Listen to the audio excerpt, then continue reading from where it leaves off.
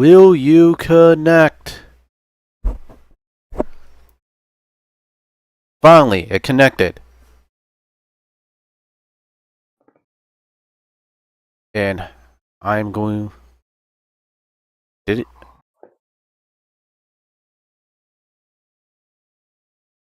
I think it started automatically. I am going to check on this. Because if it started automatically, that could mean we're live. But I'm just going to double check here. Up, there it is. So, yeah, it's effectively live. But just, yeah, give me a sec here. I am contemplating on whether or not I should go grab a beer and make this into a drinking game. Because I have a feeling this... Okay, give me like 15 minutes here.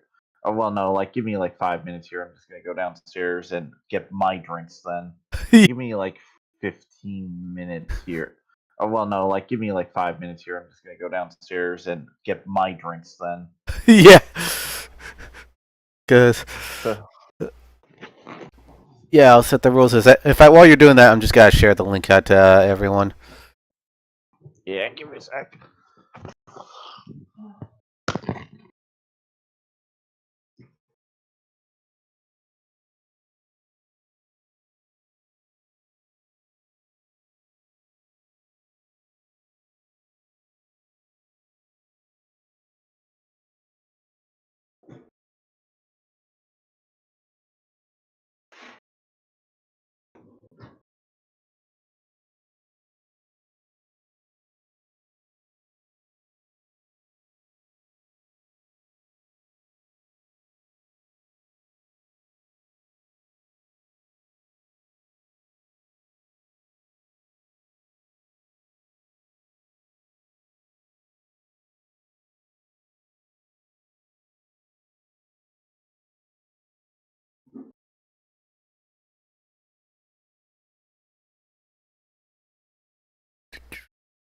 Do.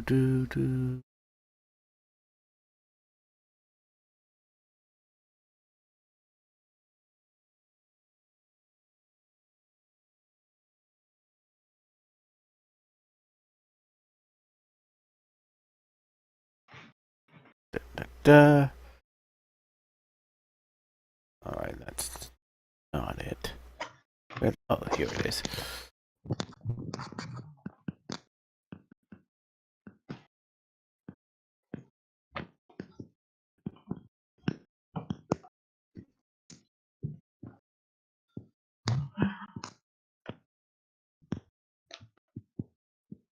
Dance to the beat, guys. Dance to the beat.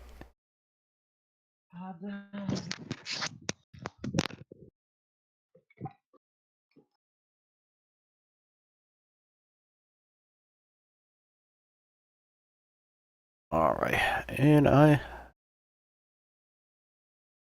Man, I have so many windows to go through just to make sure that everything's working properly. Oh, alright. Just give me a sec, guys. Oh. And yeah, OBS is catching my voice. Good. Things are working. Things are working! Alright, give me a second. Just gotta grab myself a drink.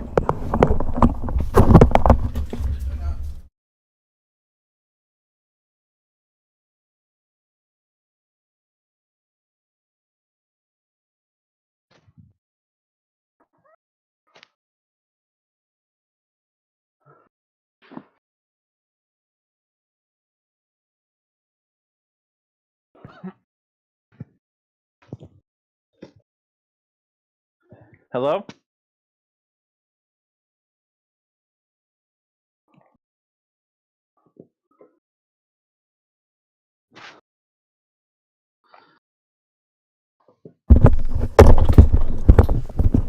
Okay.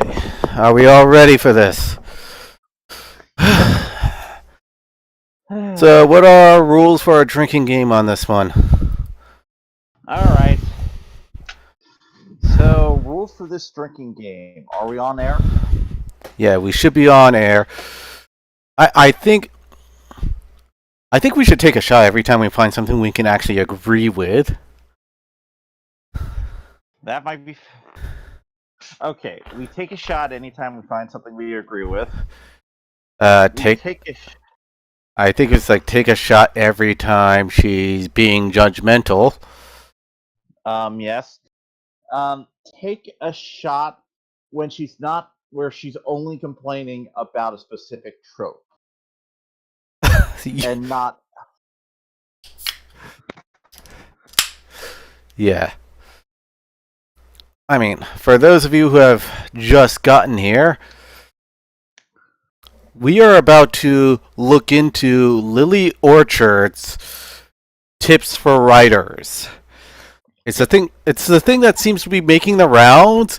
She had posted it on Twitter and then promptly deleted it shortly afterwards, and I think we're about to figure out why. Um, I don't do this for attention for the most part, but fuck these writing tips. Clowners writing tips. Yeah, that's why I named this the Lily Orchard's Haze Code. Holy crap. We're gonna be in for some fun times here, guys. So I'm reading this from an archive.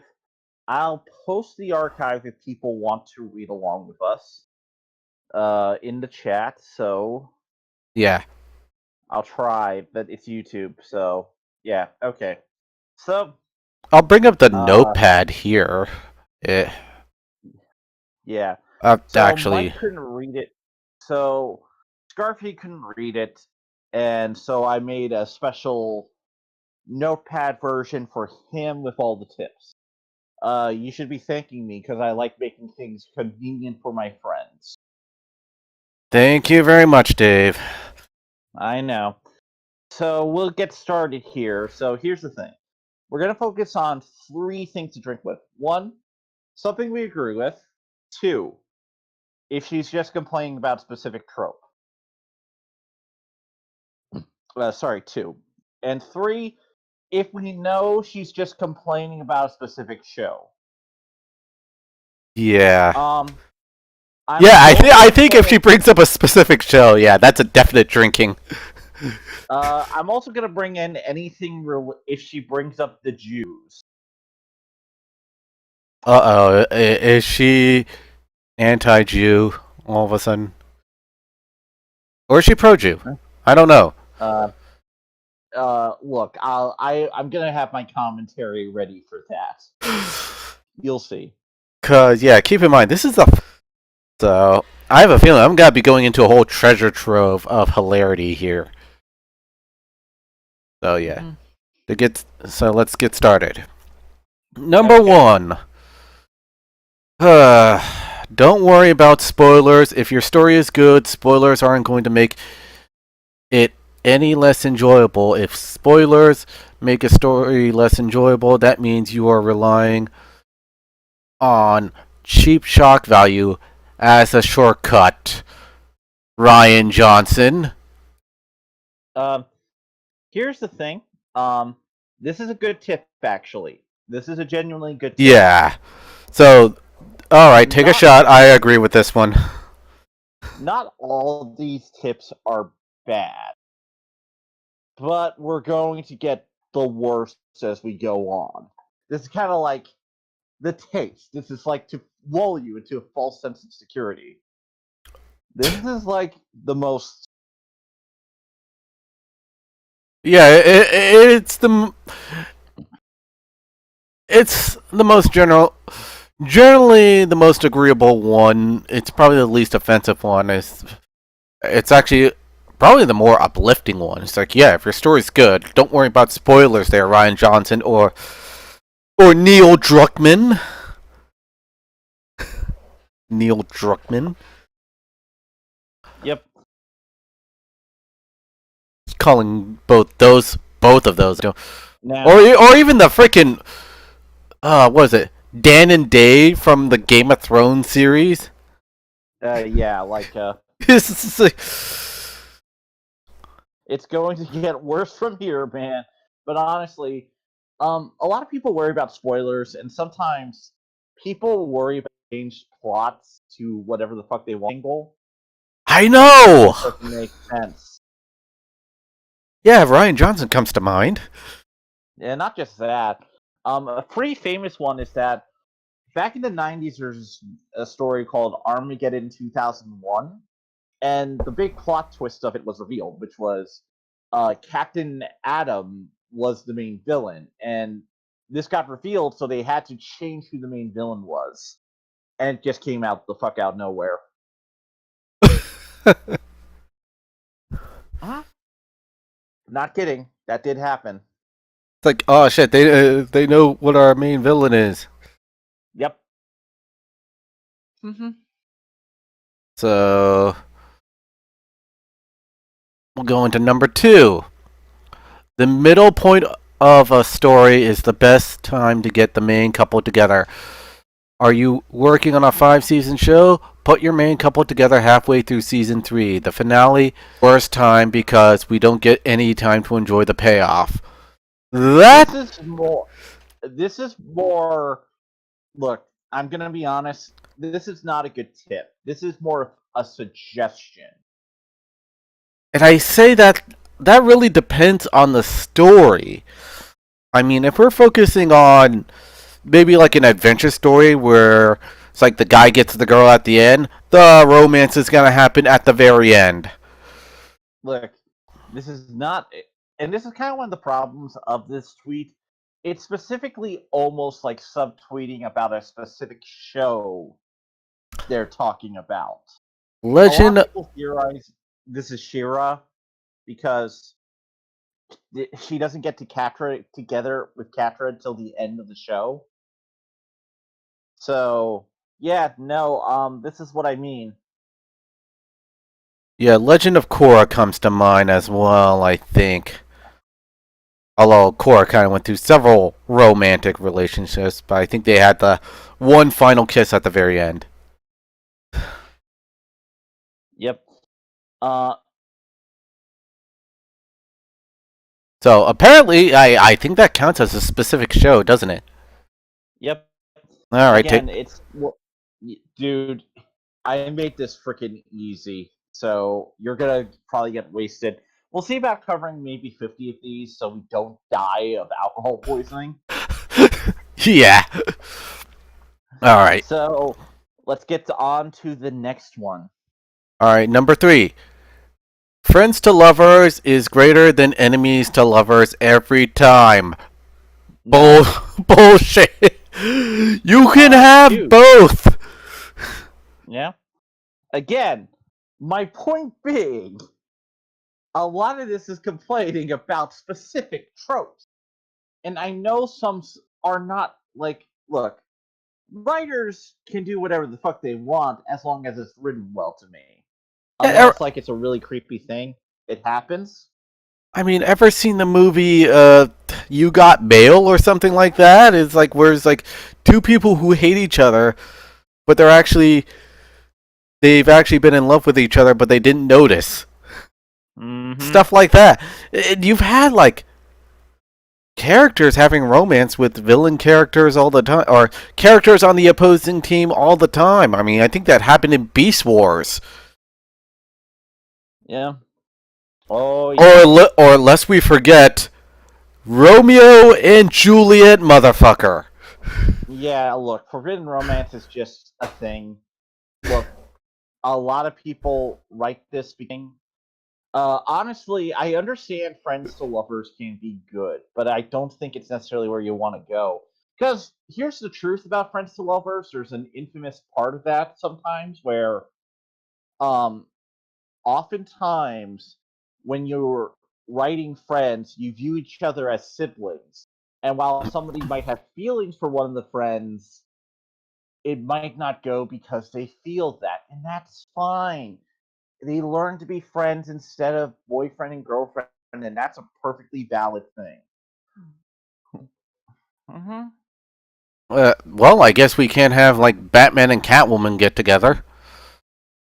Yeah, or anything else, or Talia al Ghul and Batman. Look, basically, Batman's love interests are just fucked, but not by him. Yeah. So, let's go on because we have more of this. Yeah, there's like 100 of these, by the way, guys. Yeah, no, there's 101 dudes. So we're just gonna have to we're just gonna have to shotgun these things. We'll try and get each a comment in about it. Let's not spend too long on this. All We're right. probably eventually gonna have to examine her mind. All right, well, So let's get going. Victims of abuse victim. moving away from a negative impact of their abuse, i.e., Zuko. Okay, take a shot. She's talking about a show. Yeah, that's what I said.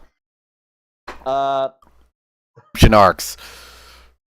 depends. No. Depends. If the redemption is focused on finding inner peace and them working towards becoming better people, I find that to be a sort of redemption. I really do. It now doesn't mean it can't be not handled well. That's always the case, but it's a type of redemption, in my opinion, to start there. Not to mention, Zuko started off as a main villain. Yep. I mean, the abusive backstory is just a backstory as to how he became that way. I mean, you didn't even know about his abusive backstory until later on. Mm-hmm. So, so yeah, she's just flat out wrong here. Okay, number 5. Heroes refusing to kill villains who have shown to be actively trying to murder. Okay. It's the Batman argument. Take a shot.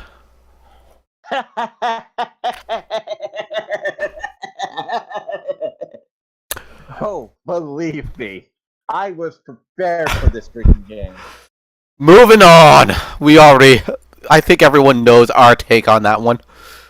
Look, I actually did a thread about this today. I'm moving on from this. We're just going to pretend she's always wrong on this one.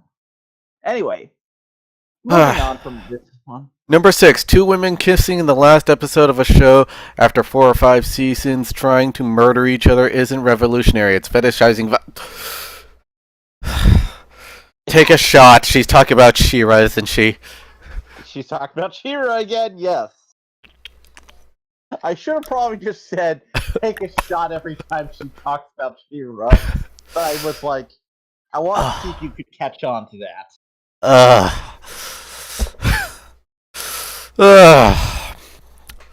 Go cry me a river. Moving on. Number 7. Twitter is not. We're actually going to agree with it. I'm going to agree with this one. Alright, I won't take a shot then. Twitter is not the appropriate place to reveal story details. You know what? Good on you. Cheers. That's a good one. That's actually a decent one. That's smart writing. Honestly, I understand.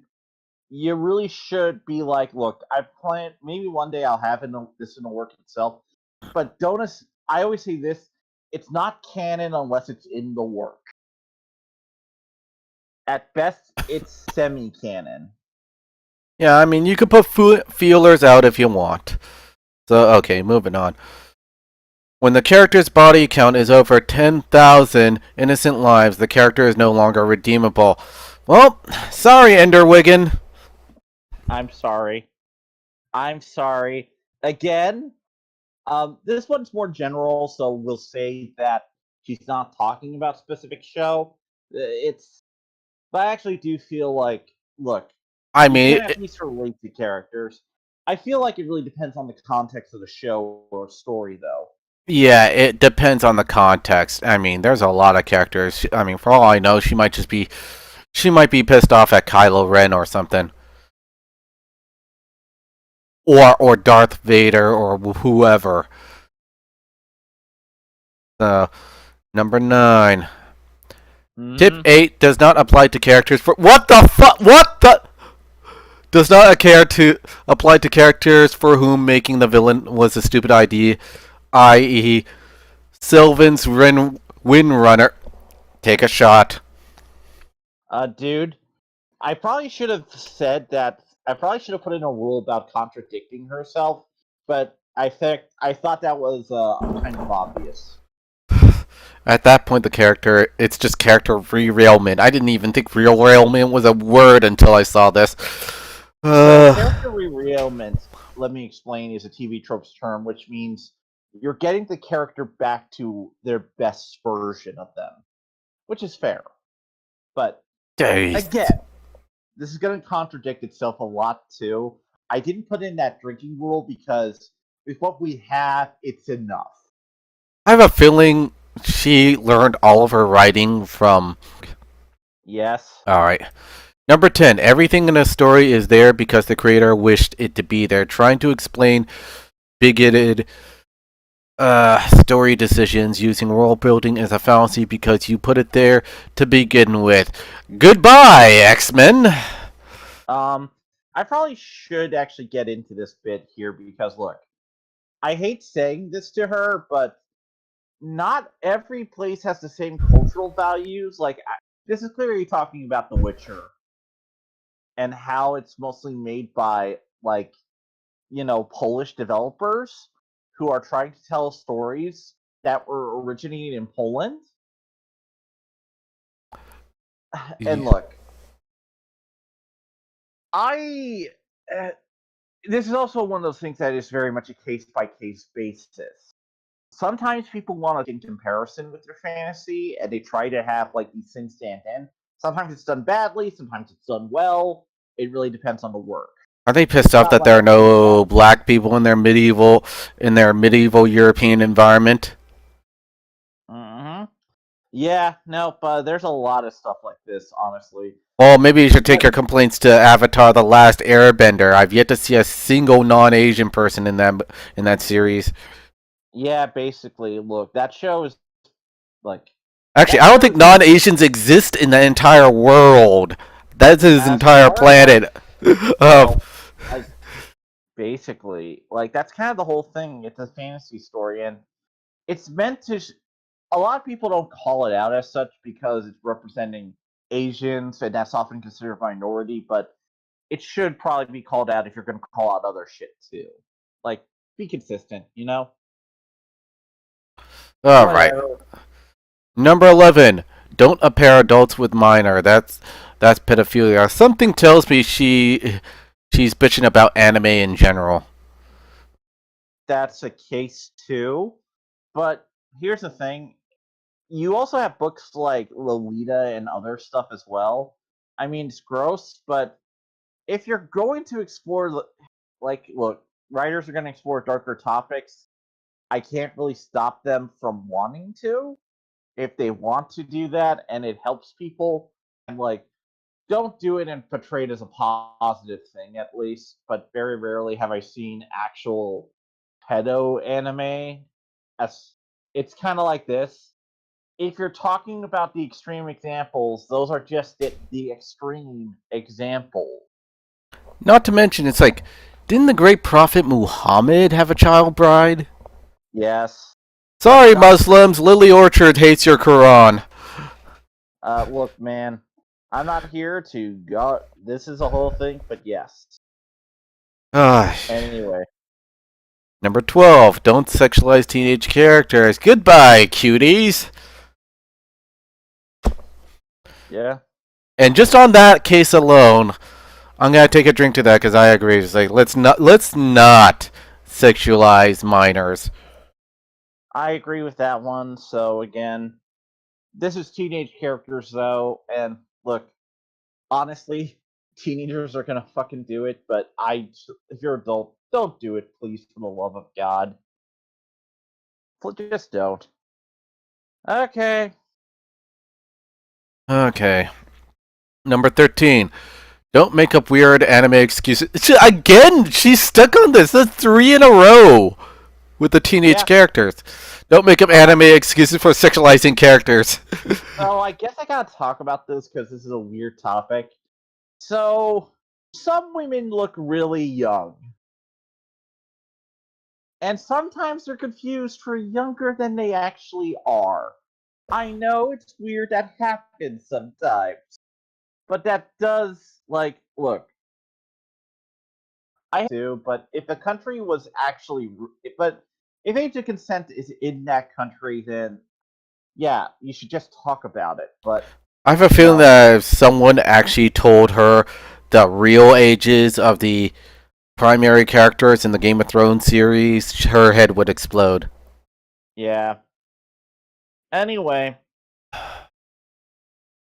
yeah. So the next one is a complex one. I'll tell you that. Number 14, making a metaphor for a gay trans ace rep is always inherently inferior for just making gay trans. Really? Okay. Can you make Dude, sense of this? okay, look, they're talking about when you. Okay, you know what the mune metaphor is for X Men? Basically, mutants are like, oh, the oppressed minority because of powers all the time. That's Yeah, what and they're I kind of think, talking about in general. yeah, So, this one I don't necessarily agree with because I feel like there actually is an importance to metaphor in helping people who don't necessarily live with that relate to topics that other people can feel. yeah, I think that's the whole idea of having a metaphor like that. It's to bridge the Now, gap. now, I say this, but I also am not saying that you should try to put in representation. Like, try and make characters who actually do feel like that and make them feel natural. You should try. It's going to be hard sometimes, but, give it a shot. But it's cases like this is not a good writing tip. This is a limiting factor because here's the problem: these aren't tips; they're demands,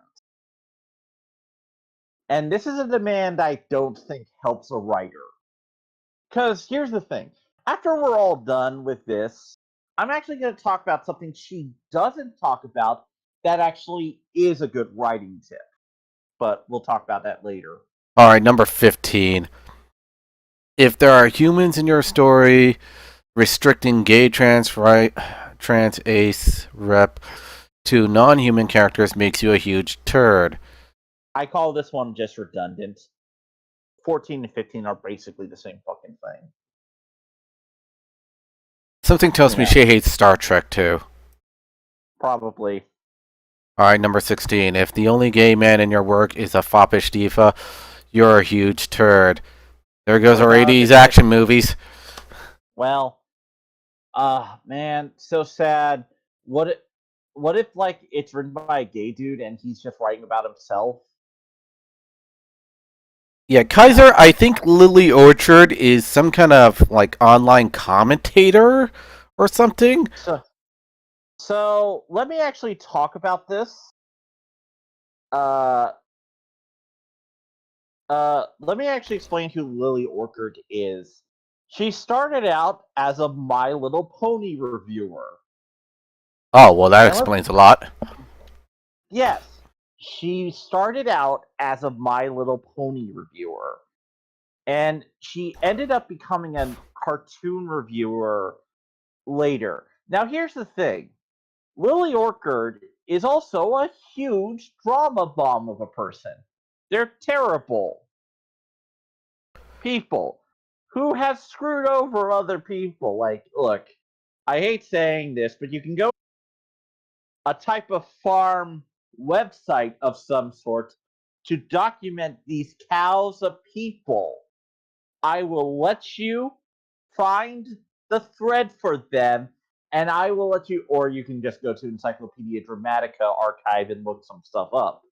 But basically, Lily is a trans creator, so initially they had a different name. So if you find stuff under them, that they're now Lily Orchard, but they used to be known as Lily Pete and a bunch of other stuff as well. And again, this was back in the day. I'm not really using their real names. I'm just using online handles. Yeah.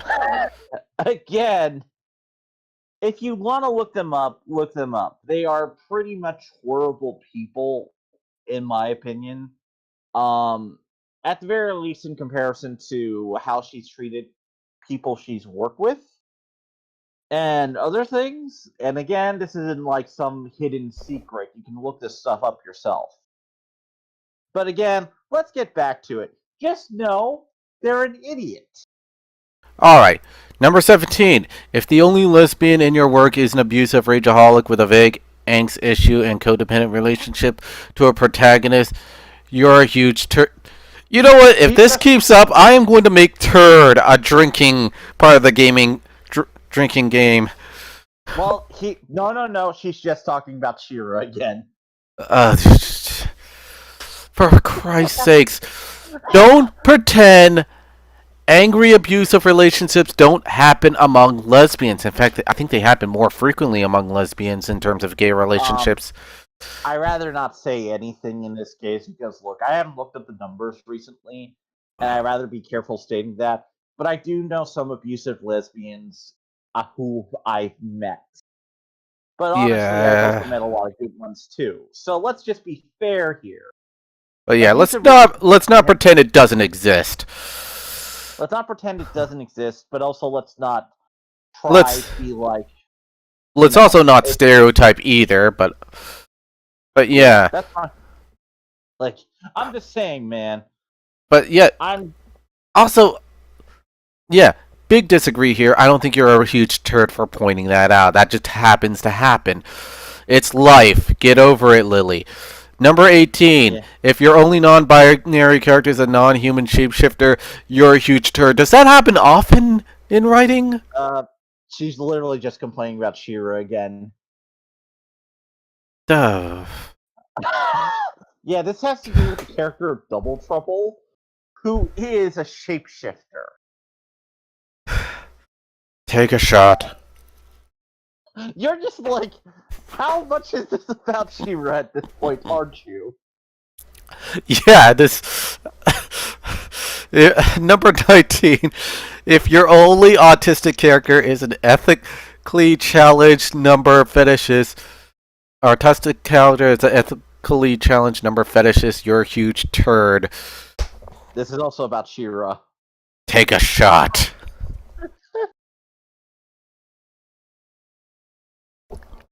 And yes, I am drinking this through my scarf.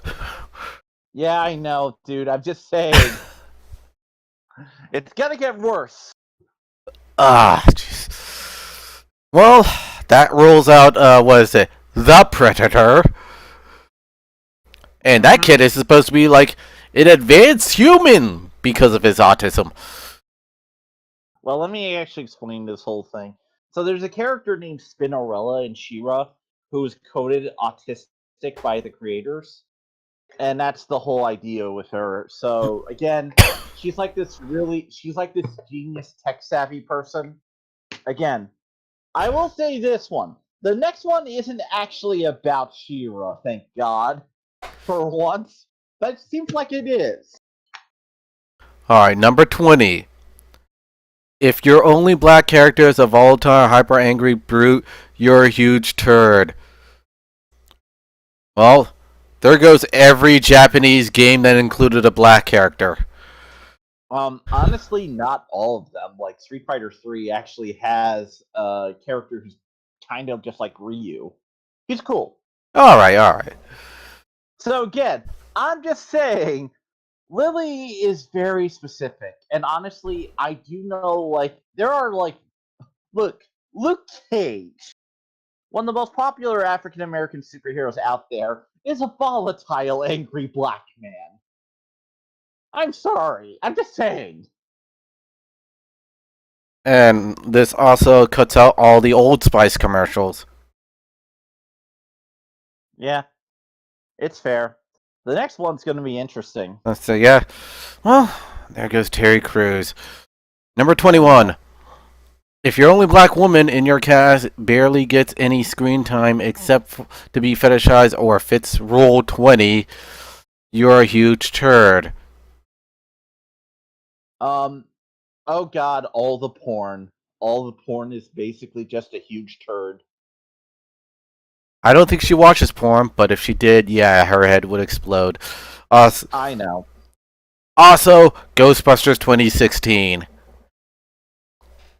Patty was kind of the brute character.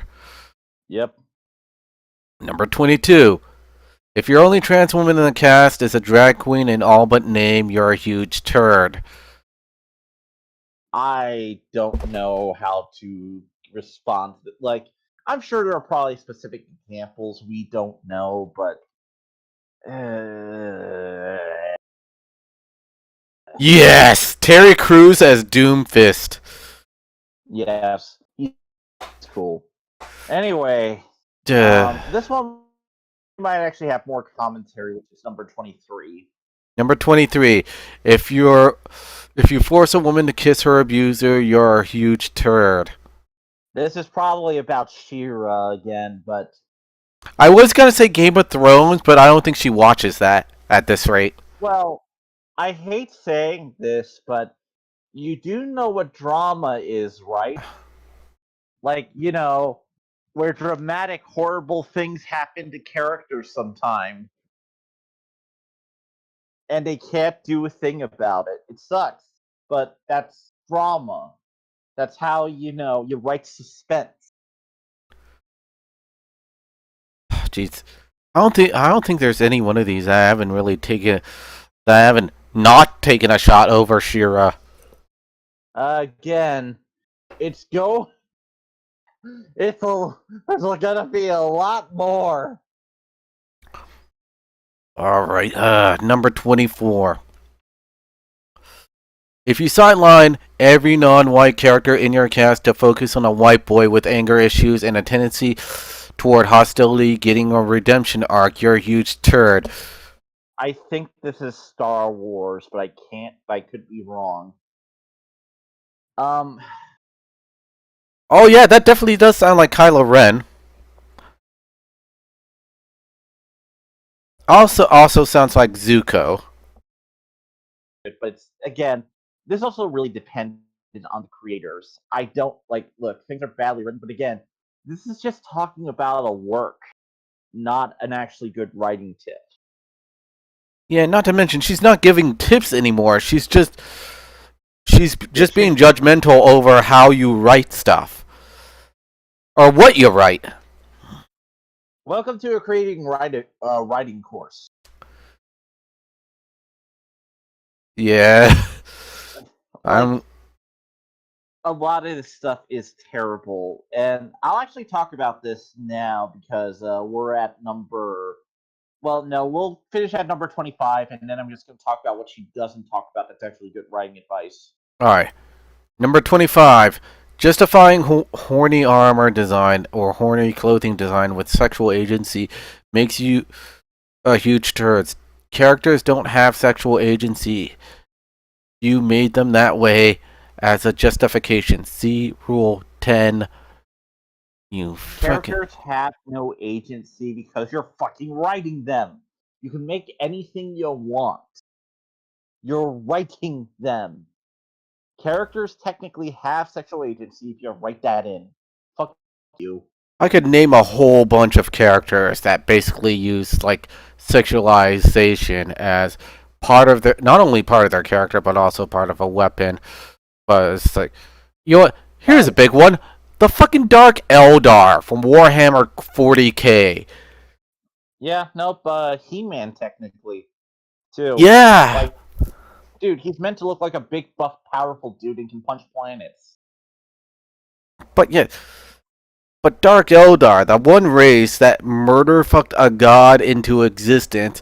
They know that they're pretty much living on borrowed. Fuck it, we're just gonna kill, torture, and have sex as much as we can until we die. There you go. And yeah, like Kaiser pointed out, Bayonetta. Yeah. So I'm actually going to talk about this now because I feel it's very important. She doesn't mention this, and this is actually very important when you're writing something. Be prepared to write for a specific medium. And you guys might be asking, what do I mean? Well, writing a video game, movie, and novel are all different things. You have to learn good tricks for each of them, well for them. And this doesn't even touch that. Again, this is mostly cartoon writing to an extent, or complaining about a show and tropes. These aren't good writing tips. These are just complaining and stuff she saw in a specific show. If you told me this was from a script that was like that guy with the glasses here to whip into Shira, I would believe it. I would know it. I would be like, fuck, I know where this is from. Again, that's what it reads like. Oh, and by the way, boob plate is not always sexual. Sometimes the bust really is that big. And I you, subscribe. I follow Rusty on DeviantArt too. Joking aside, but yeah. I follow Rusty on Twitter. Blah. Yeah. I'm tired. I'm drinking. I'm drunk. yeah, we're only like a quarter of a way through, by the way, guys. Number 26.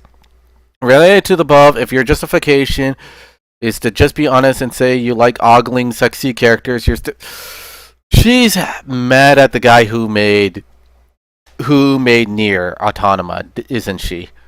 No, she's mad about freaking Metal Gear Solid 5. She's mad about the Quiet from Metal Gear Solid. Well, Quiet actually has an excuse. Look, It's man. it's the Near Autonoma guy who says, I just like looking at sexy ladies. Yeah, dude. I'm fine with that. I'm like, hey, cool. You're fine, dude.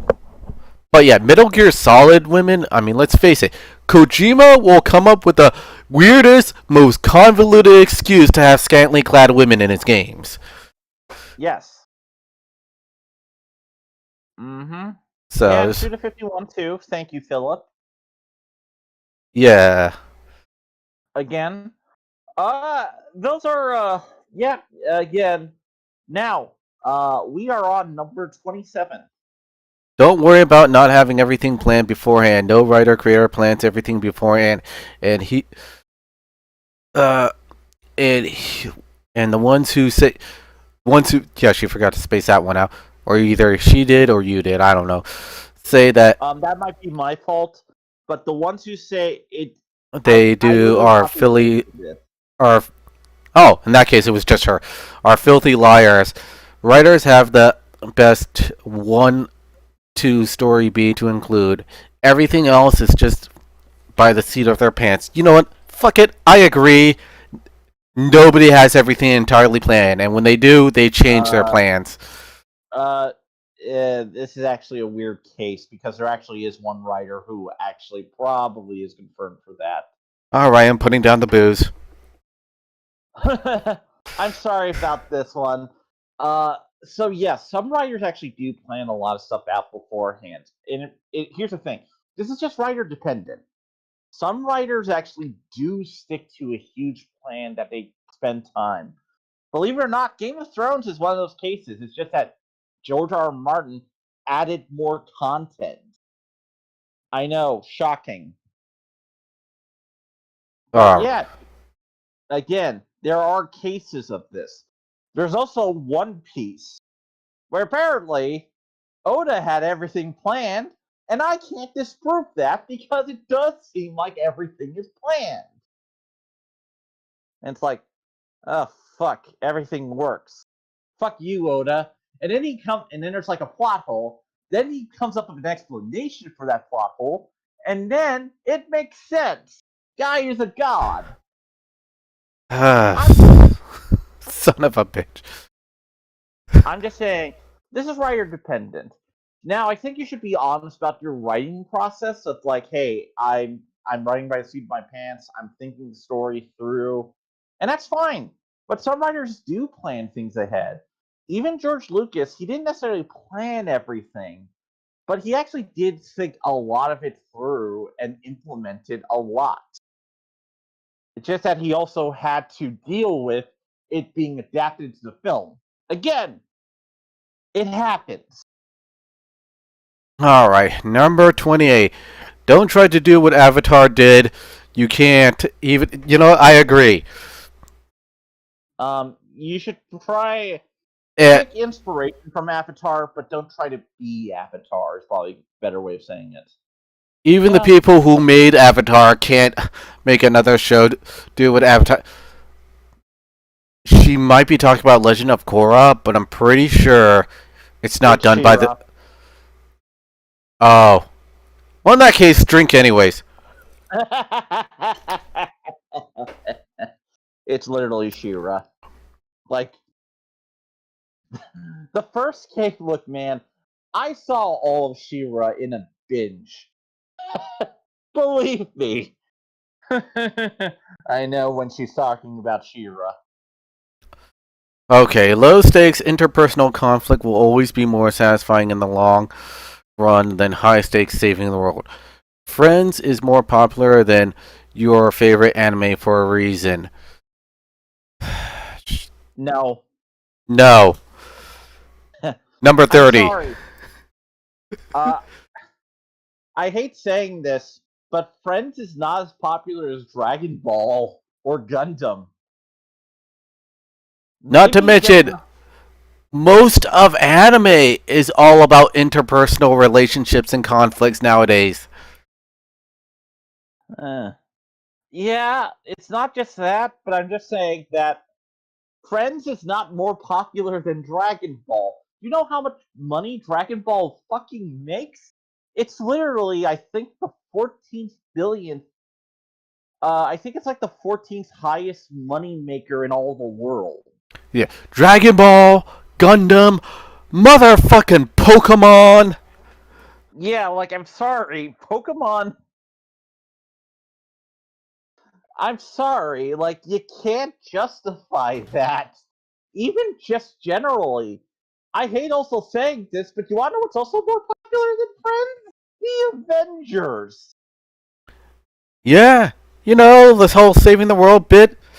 Not to mention, if you look at just about like so many like JRPGs, these people actually save the world through their interpersonal relationships.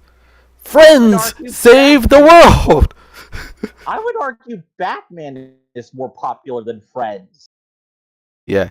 Like, I'm sorry, like this is just one of those things that's like you can't really justify it. Didn't you say that she reviewed My Little Pony? Yes? What the fuck? The entire it's like their their pilot episode is about saving the world through the power of friendship. Dude, like I'm just like, wow, this doesn't fucking make sense at all. Like, Every honestly, episode since then has always been about friendship and all the aspects of friendship. I'm look, here's the thing. Low stakes is fine sometimes. Not every story has to be about saving the world. But at the same time, a lot of things. Gundam is a thing. Mecha as a whole is a thing. Anime is more money than like look, Lily is dumb. You can't really justify it. I'm sorry. Like this is just a dumb. Alright, let's go on. We have like 10 minutes before we usually end it. Maybe we'll make this a part 2 and do it tomorrow again. Oh yeah, I'm willing to do this in a part tour. Yeah, we'll Like, try to get up to maybe the 50, guys. uh, Number so we 30. might do 40 because I actually do have to go at like 10 or so. We'll go to 10:05. We'll see how many we get in. Cool. All right. Choose whether comedy or drama at the start and stick to it. Don't make comedy and turn it into a drama later on. That just annoys people. No, this is No. also dumb. I'm sorry. Look, sometimes works need to find their footing, and it doesn't always happen. You want to know what's one of the best examples of a comedic character turning into a drama and working? Daredevil, like Cerebus. Like, there's so many things that actually work. At it's kind of insane. Again, works need to find their time and footing, and sometimes it just doesn't happen right away. You can't like look. Nobody. Here's the problem with this. You know how Lily said no one has anything planned out ahead of time. You know how she said that. This is a work that punishes you for not having things planned out. Alright. 31. Like, World building is like salt. A pen will not. Sort of no, depends. this is really dependent. I'll tell you why. What is your work going for? I And mean, that's really the case. Because here's the thing, a lot of world building is great if you want to make your world feel like a history. Like you're telling the story of a world, you're not telling the story of characters. And that can be fascinating for some people, you know? the best counterpoint I have to that is Warhammer 40k. Yeah, Freaking again, Warhammer, that is. people are allowed to enjoy lore. I'm just saying. It's fine. It's just that, And if you don't like big lore, just take a small part of it then. You don't have to eat the whole cake. yep. Alright, number 32. Character should always come before anything else. Again, depends. Again, this is just one of those things that just yeah, this really depends on the story you're trying to tell. Maybe she's just being very. Well, yeah, again, I think the last two were also about Shira, but even then, Shira did not have a lot of world building.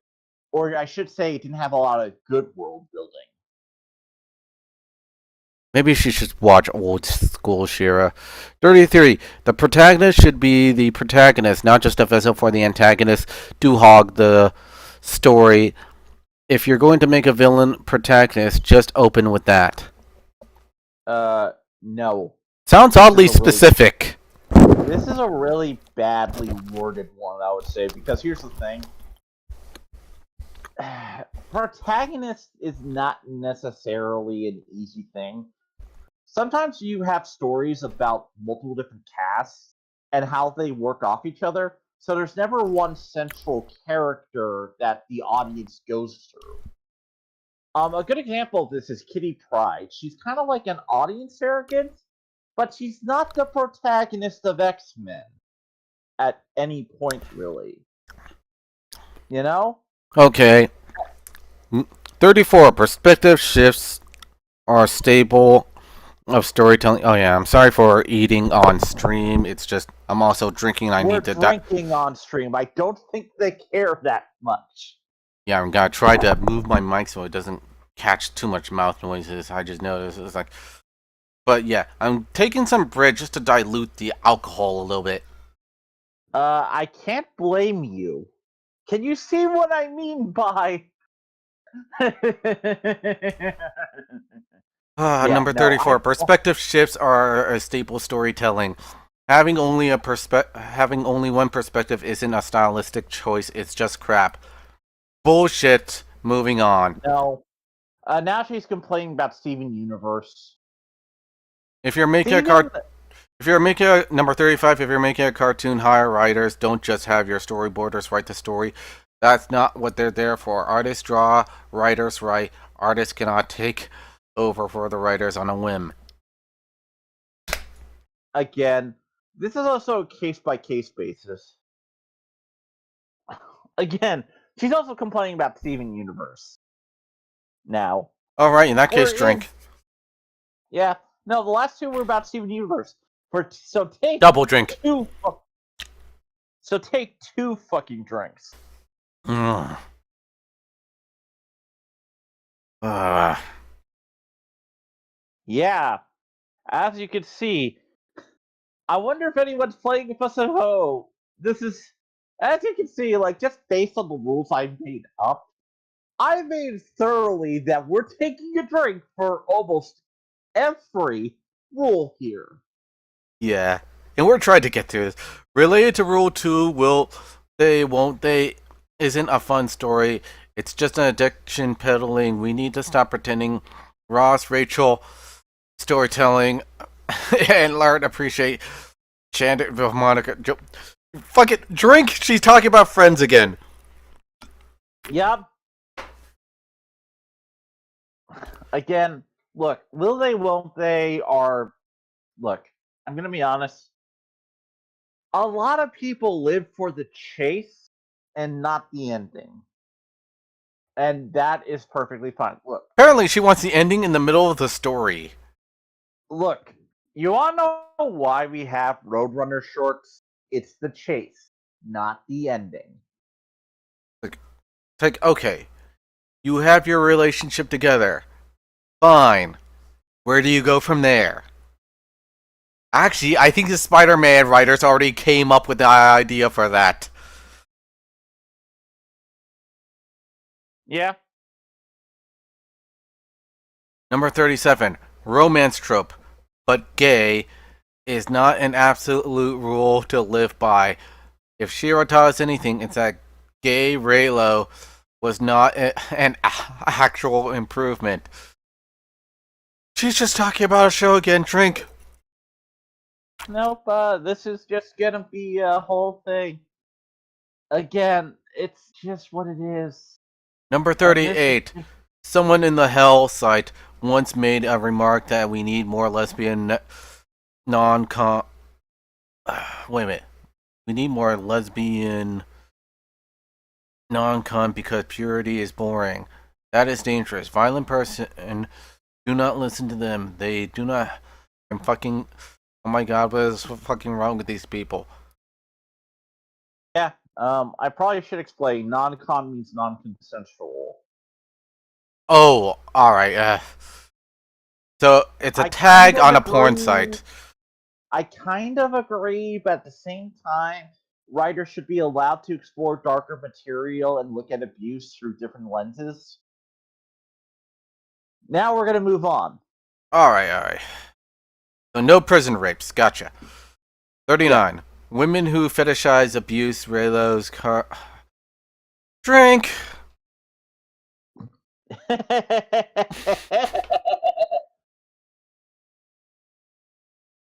And present it to something feminist and paint detractors as misogynists are gaslighting you. Don't listen to them. All right. So we're at number 40. We're 10 below it, but let's see if we can pull this out. Alright, number It, 40. If abuse fetishists are giving you shit for not caving to their demands, just block them. Yeah, I would say the same to you too, bitch. Don't yeah, argue with don't. them. Don't debate them. Don't treat them with any good faith. Just block them and get on with your day. Yeah, no. Again, this is not a bad tip, but it's. I know. You're too much into your own world. Alright, we're at the number 40. Are you calling it here? Let's see. Well, you're sounding really bad because of how much drinking you are, so this might be a good thing, so that way I don't kill you. I am an eldritch, well, part eldritch creature of unknown origin and unknown age. I can handle a little of earthling. Never You're mind. starting to pause. You're starting to pause between words, dude. Me. When I set up this drinking game, I didn't make it survivable. You did better than I thought you would. As you Okay. can. Okay. We're calling it Alright, here, guys. We are we'll at call it number here, 40. and if We you're will feeling. I mean, are you going to be Uh, available tomorrow? yeah, so how about this? Why don't we do something around 9-ish again, and we'll have fun with this. All right. We will reconvene this tomorrow Yeah. at 9. This ain't Yep. over. Yep. This has been a special Exalted stream of our drinking game with one of the worst things ever. uh